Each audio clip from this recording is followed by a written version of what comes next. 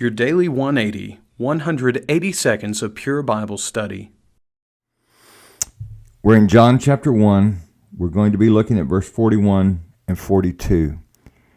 Two of the men who followed Jesus after John the Baptist said, "Behold the Lamb of God who takes away the sin of the world."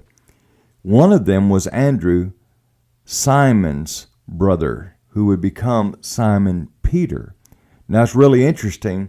There's so many rich lessons in this. I want you to notice verse number 42. Verse 41. He first found his own brother Simon and said to him, "We have found the Messiah," which is translated the Christ. Verse 42. And he brought him to Jesus. Now when Jesus looked at him, he said, "You are Simon, the son of Jonah. You shall be called Cephas," which is translated a stone. Now, a couple of things I want you to think about. A lot of people are concerned about doing great things in the kingdom, and I think that's wonderful. But, wouldn't it be wonderful just to be an Andrew? We don't read a lot about Andrew. He's a bringer. We need bringers.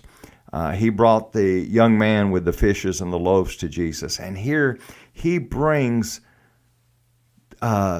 his brother to Jesus. Wow, that would be awesome if we had congregations full of Andrews.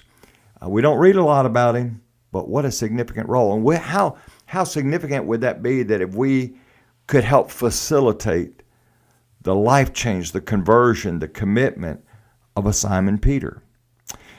Furthermore, I want you to think about this. When Jesus sees Simon, he sees what he potentially can be, not necessarily what he is.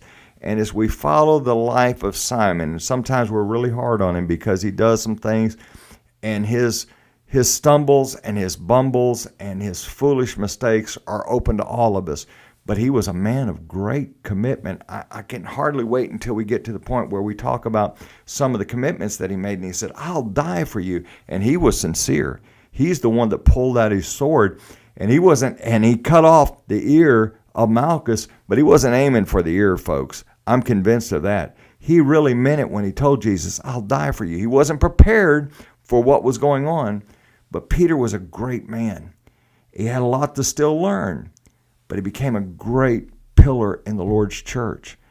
It's encouraging to me to know that the Lord can look at me and see my potential for what I can become and how I can serve and how I can help others.